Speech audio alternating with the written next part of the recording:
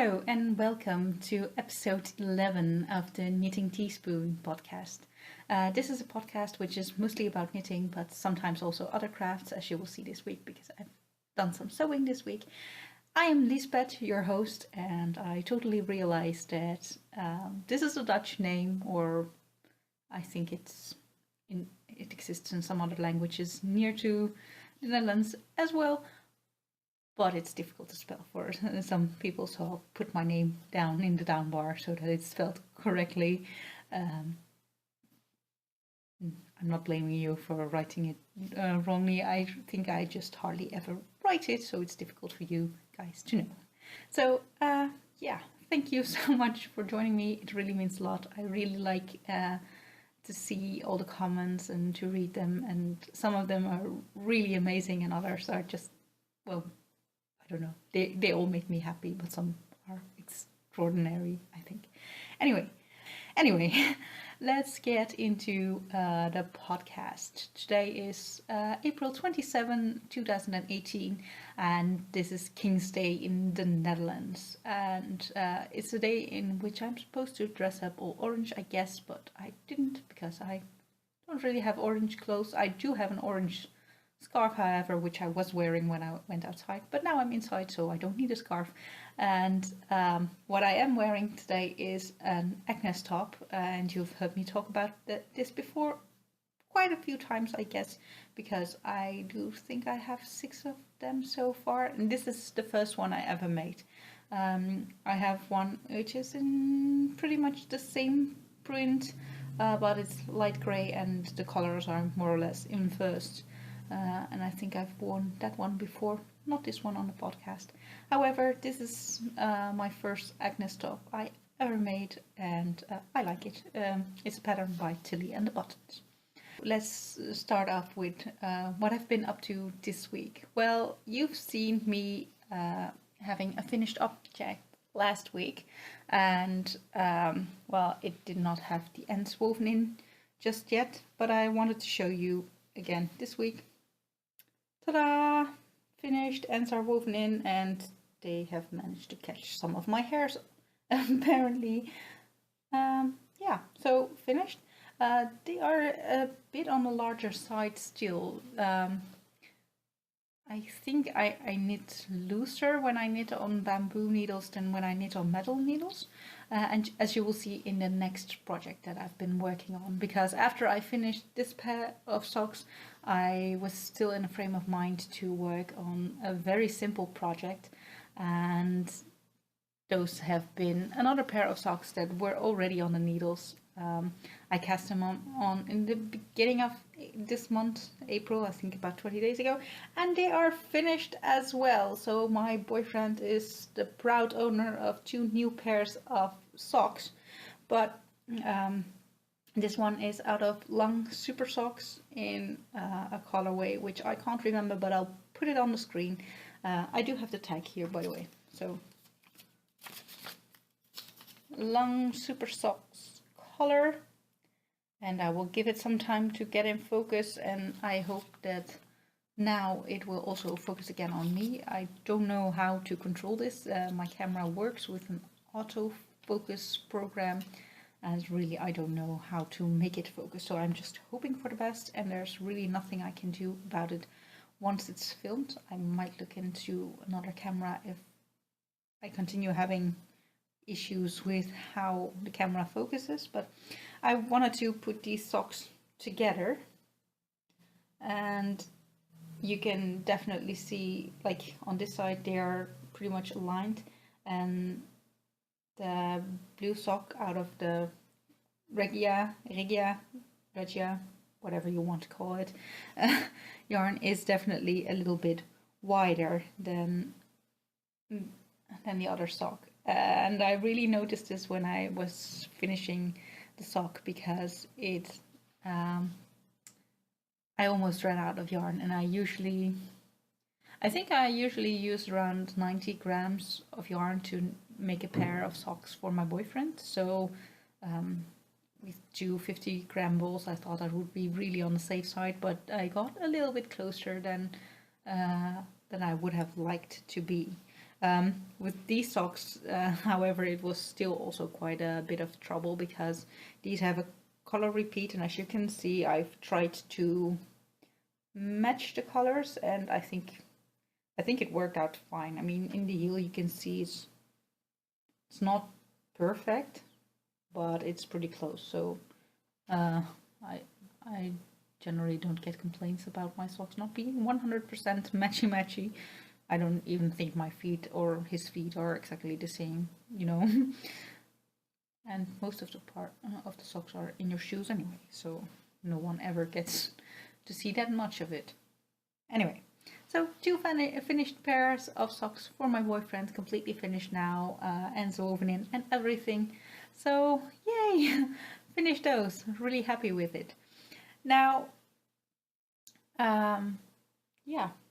last week I had been making project bags, and I still needed some string to finish the drawstring. So I went shopping and I bought me some string, and I think it would be nice to show you guys that this bag, the one that's open for the giveaway, is now actually finished. It does have a drawstring, and yeah, it closes just fine, I think. So I'm really happy with it, that it's completely finished now.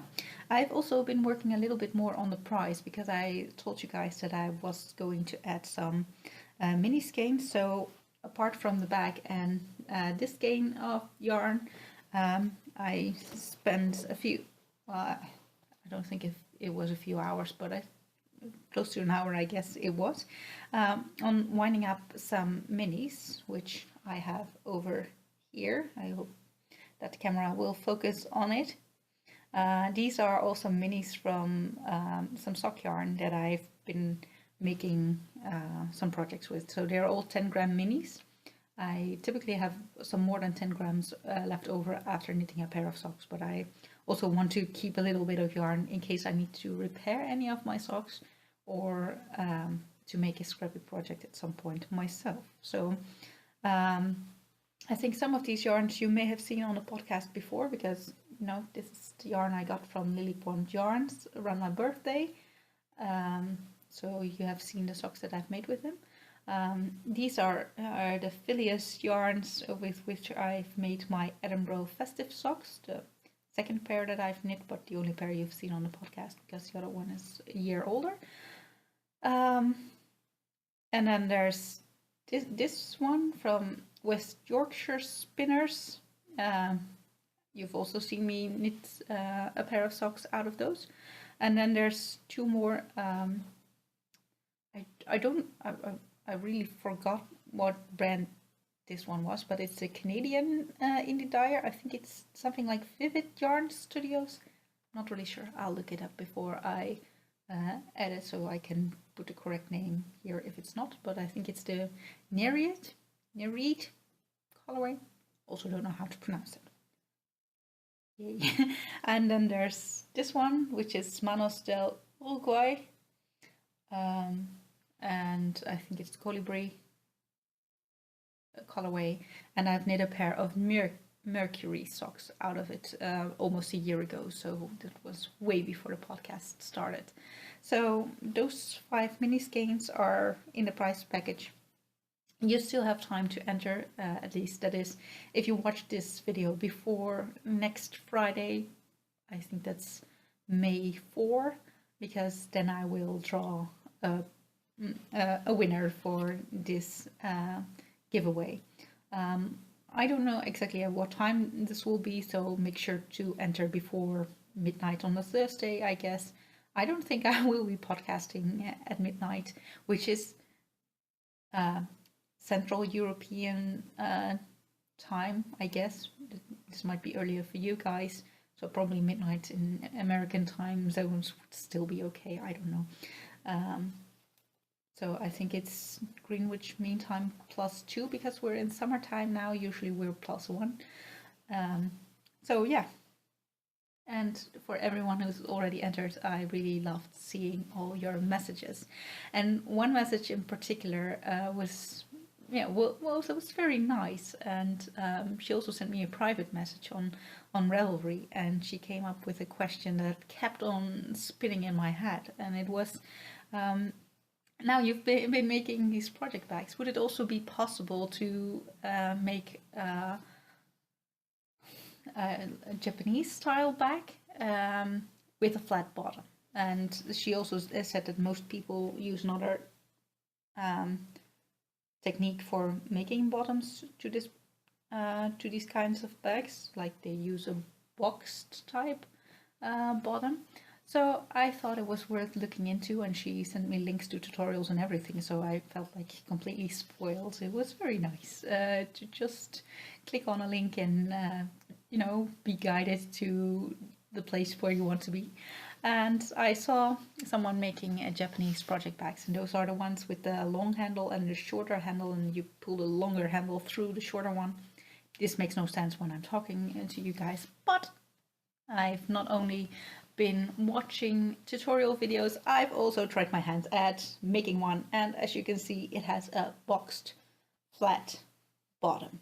So yeah, must admit this one is not really perfect yet, but you know, I really liked the idea of whether it was possible to make this with a flat bottom, and then I just thought, yeah, I would like, I want to find out if that works. So yeah, I tried, and obviously it works. I do have a project in here, but I want to talk about this sewing project a little bit first. So I'll take my project out and show you the bag, so you can definitely see this one has a long handle and a shorter handle, and well, this type of bottom you will probably have seen before in other bags if you watch other podcasts or whatever, and or maybe own a lot of project bags, then it will probably be a technique that you've seen before. But yeah, I really liked it. There's one thing in the tutorial. This pattern was made in like a left half. For you guys, this will be left, I guess. So a left half and a right half, and they had a seam together. So I tried turning this thing inside out once I stitched it, and I totally realized that this is never going to work, because I thought, well, I can just make it in one color, so I make it just one piece, but then it didn't work because I couldn't turn it inside out, because you can't flip through two of those handles if they're both attached. I mean, you can't turn that inside out. So I ended up having to cut the bag in two halves. So there's a seam here that I wasn't intending on having initially. So you can see that these fish are a bit sad because some of them are missing their heads. And that these squares are slightly less aligned. I think I could have cut only until here or something, but you know, this was unplanned, so this was the easiest way to fix it in the end. So yeah, I think it worked out quite good. So you can put in your project in here. I think this gap is quite big enough to put in anything, and then you can pull this larger handle through the shorter handle, and then just hang this one around your wrist and have the yarn coming through any of the gaps, although I think this one, the one with the larger handle, would be preferable, also the most easy, because you know, you can put in a skein through here, and well, if you have a smaller one, or if you like to wriggle, you can get one through here, but it's more difficult. And who likes to take on more difficult than is absolutely necessary in their lives? Well, usually not me, although sometimes you're up for a challenge, of course. Anyway, yeah, so I have a bag and I really like it, and I've also been using it for a project that has seen some love again this week. And you have seen this project before, but it's very close to being finished, or actually being close to the halfway point. So these are my Waldres strumper, knee strumper, or knee-high socks actually. and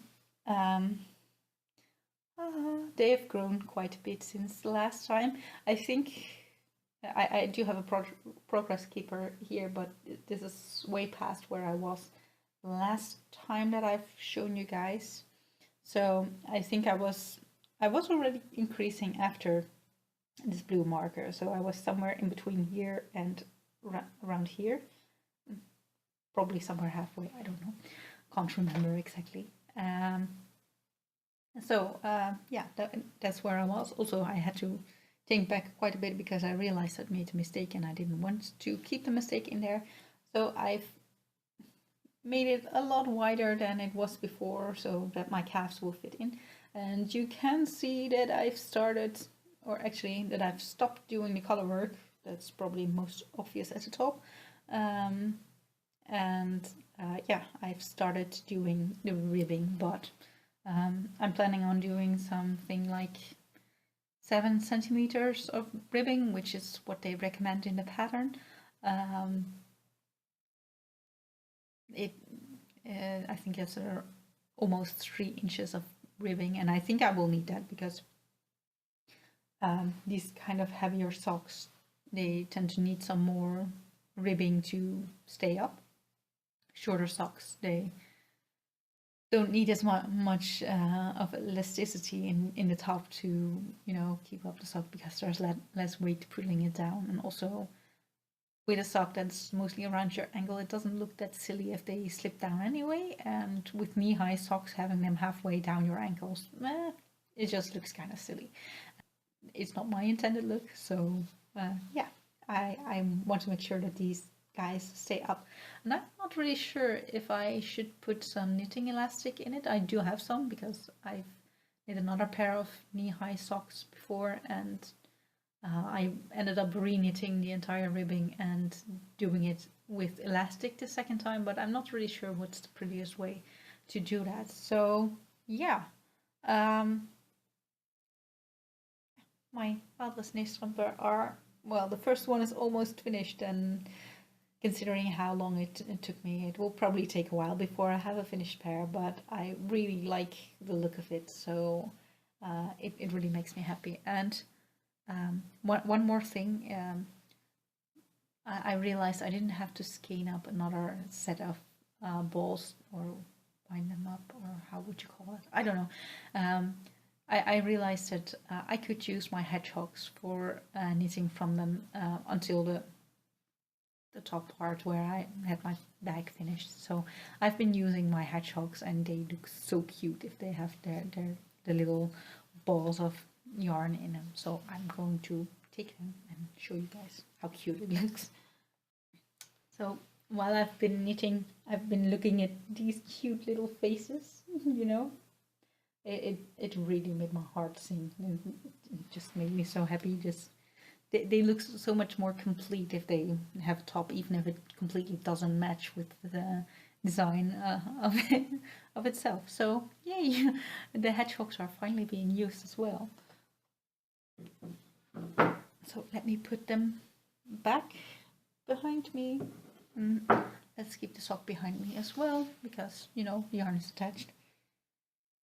So yeah, and then there's really only one more project that I've been working on this week, and you guys have seen this project before because it is my blanket, and it has not seen a lot of love this week, but it has gotten some.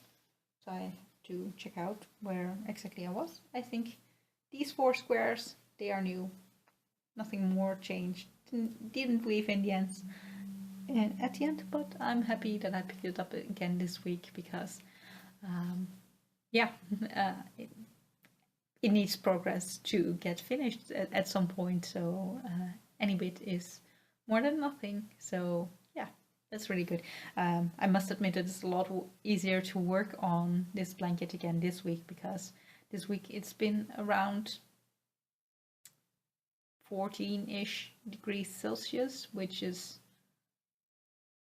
I don't know, probably around 50 degrees Fahrenheit, which is a lot cooler than it has been the past weekend. So I think until Sunday we had temperatures above 25 degrees, insanely hot for this time of year. So you're not going to want to sit under, this is quite a sizable blanket by now. So that's not really suitable for the kind of weather we've had last week. But yeah, so yeah, that's the last project that I've been working on. And then there's a little bit more that I want to share with you, because I've been very bad this week. Well, bad.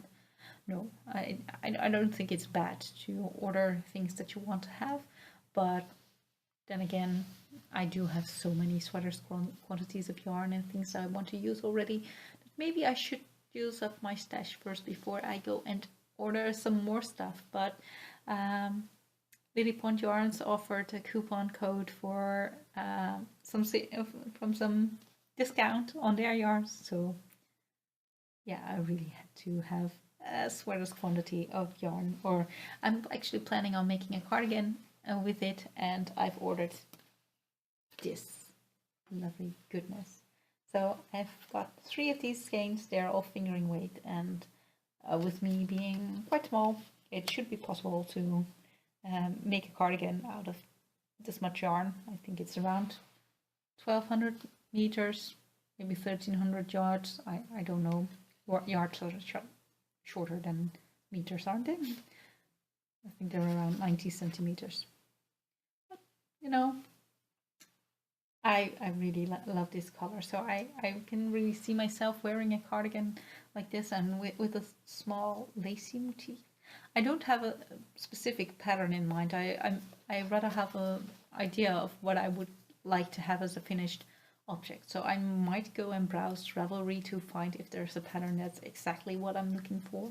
But a lot of the time when I think about having a garment, I look at things like shapes that are available. Do I want it fitted? Do I want some positive ease?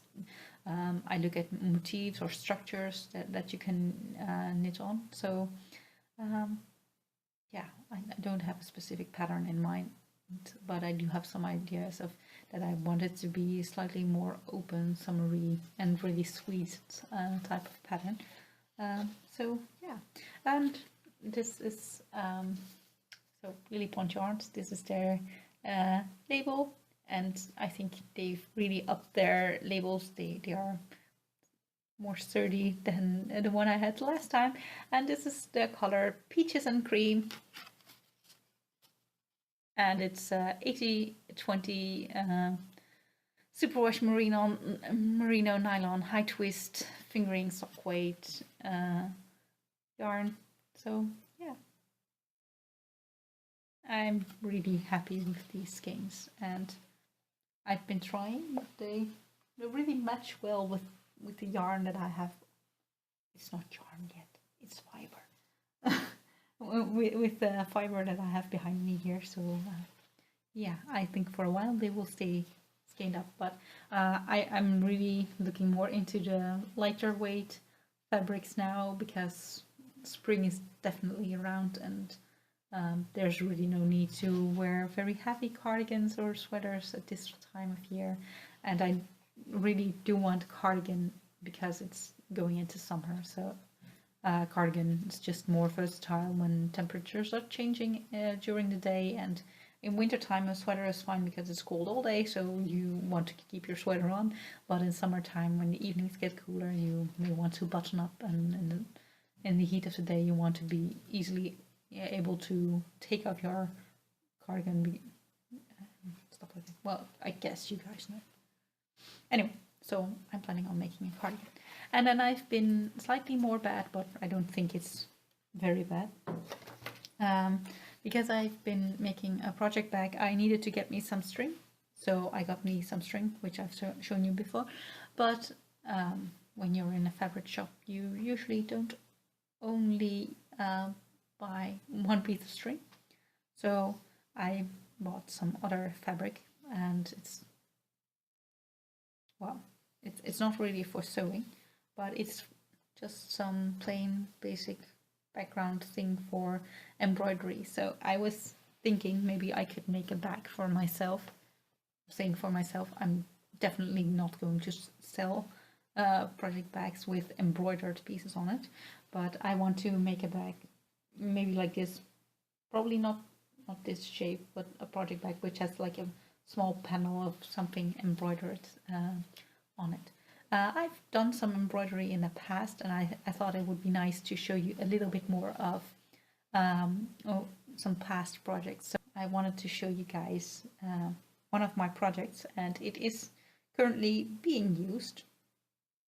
It's my pin cushion. So I've embroidered a little square and I decided to turn it into a pin cushion. And I've actually,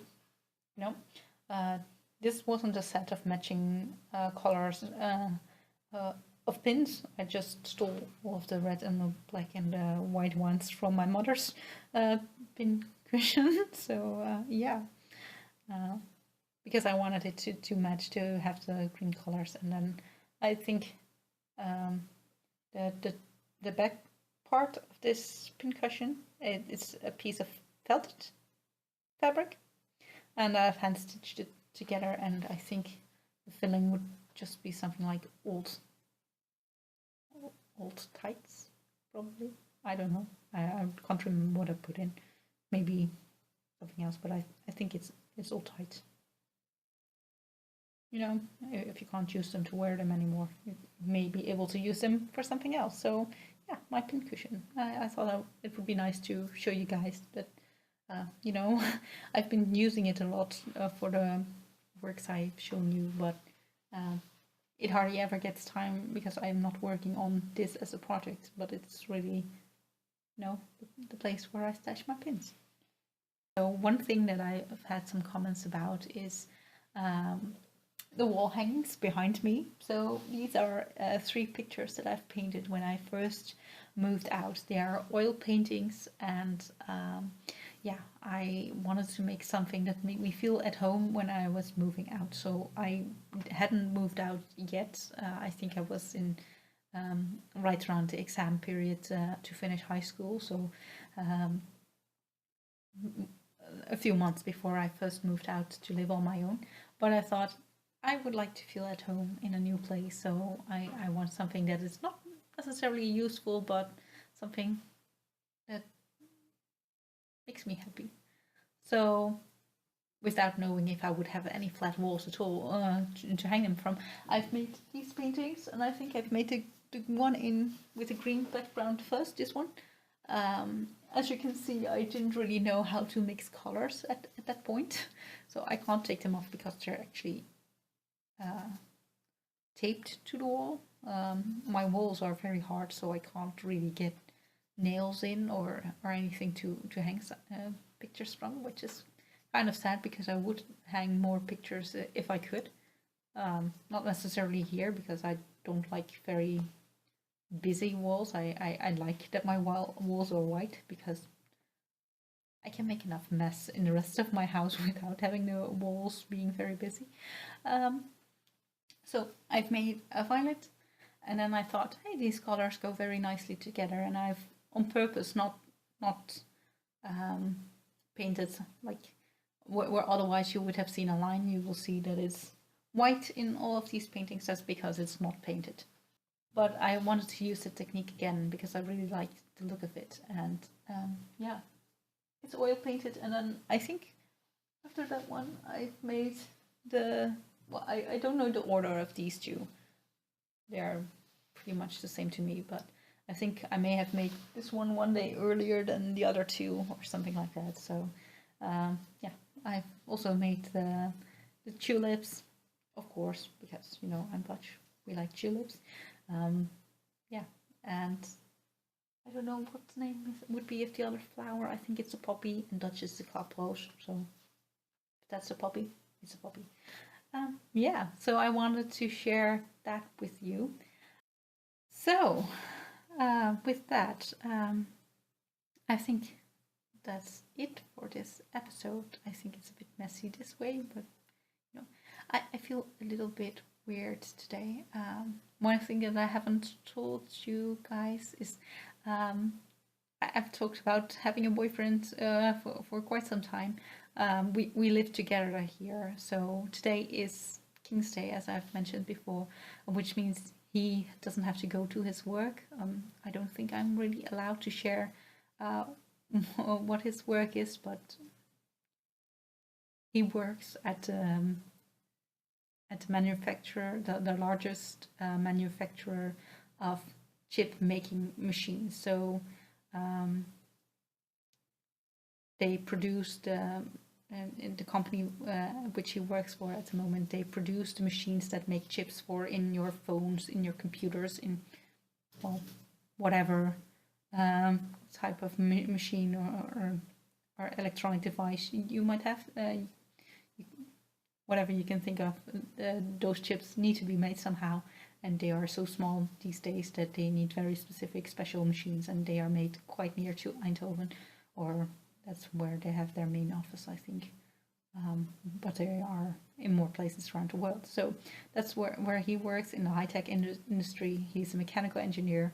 We met when we both studied mechanical engineering, so he usually works from 9 to 5, and in those times I'm usually at the office for my studies, and when we are both home, I like to knit, and he's usually busy video gaming, but he also reads a lot, so I shoved him off to the to the bedroom to go and have a read, so that he would not bother me today. Usually he would be in his gaming chair, which I've moved out of the way because I have my camera standing right in the position where he would usually be sitting, so I couldn't have him in the same room as me today. Well, so I thought that would be nice to share a little bit more of how I do this and when I do this. Oh, I forgot to mention that completely, but yeah, the prize that I'm giving away is available for anyone in the whole world. I've even checked it's apparently possible to ship to North Korea. I don't think I have any viewers, or I'm not sure if they would be allowed to watch this podcast, but I thought if I can ship to North Korea, I can probably ship around the entire world. Don't know how long it's going to take, but I've calculated that this is some cost that I can afford to pay, and I know that because I speak English, not Dutch, I may have a lot of international viewers. Actually, I don't even know if I have Dutch viewers at all. So yeah, it's open for international shipping, so don't let that hold you back. I want to share this, and I decide if I can, cover the cost, and I want this to be available worldwide. So now that's out of the way, I think I've said everything that I wanted to say, and I think this is going to be a nightmare to edit because I've been ranting on about quite a lot of things, but we'll see. Anyway, so thank you guys so much for joining me. Thank you for all the lovely comments that I've had so far. I really enjoy reading them. I really enjoy seeing, the numbers of viewers going up. It's amazing. It means so much to me that you guys enjoy what I'm doing, enjoy seeing what I make, and I want to continue giving you a nice show, and it really means a lot to get some feedback on this. So thank you so much for joining me. Have a lovely week. Happy knitting or sewing or whatever craft you might do. So I hope to see you next week.